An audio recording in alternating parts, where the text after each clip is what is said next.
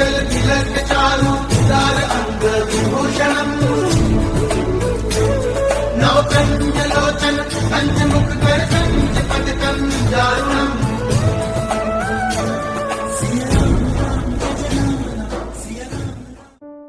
महाराज जी के आज के विशेषांक में रक्षा सूत्र परिवार के सभी सदस्यों का हार्दिक स्वागत है। बाबा जी के भक्तों को राम राम। जयदेव सिंह को सैनिक जीवन में कई देशों में मोर्चे पर नियुक्त किया गया। मध्य पूर्व में भी लड़ाई में उन्हें सदैव खतरों से सामना करना पड़ता था। ऐसी स्थिति में उन्हें उनके आसपास सदैव बाबा जी दिखाई पड़ते थे।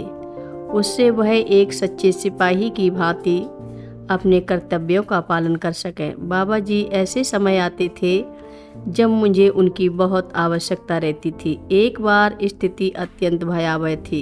शत्रु के वायुयानों से चारों ओर से बमबारी हो रही थी। हमारी बटालियन के अधिकांश सैनिक मारे जा चुके थे और घायल हो चुके थे। मैं सभी ओर से निराश हो चुका था और अपने को मरे हुए सैनिकों में गिन रहा था।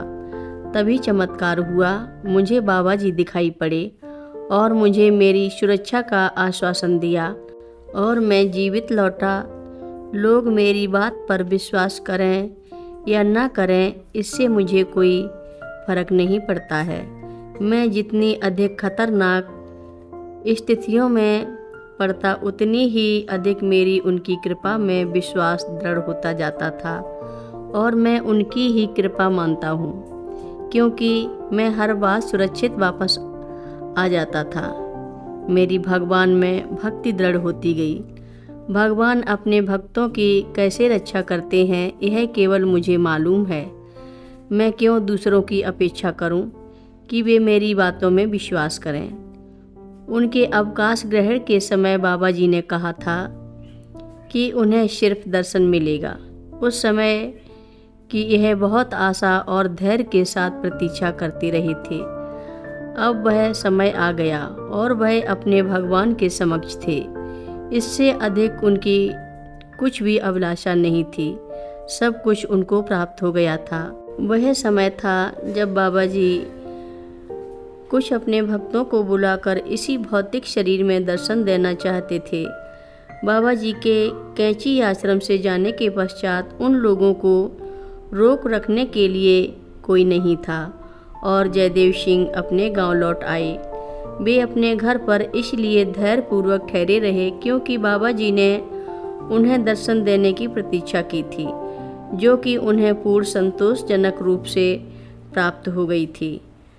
जब वह कैंची से चले तो उन्होंने बाबा जी से पुनः दर्शन देने का वचन प्राप्त कर लिया था।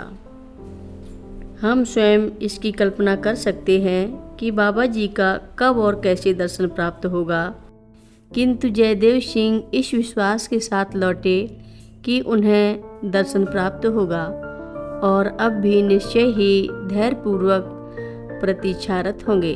भक्तों की गति विचित्र होती है।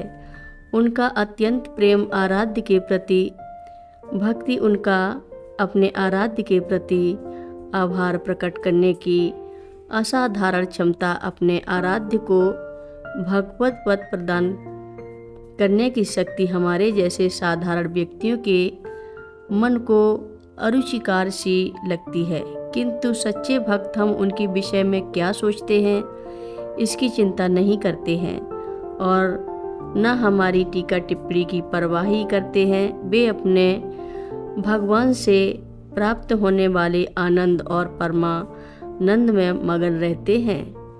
हर रोज़ महाराज जी की कथाएं सुनने के लिए रक्षा सूत्र चैनल को सब्सक्राइब करें, शेयर करें और लाइक करें। घंटी बजाना ना भूलें।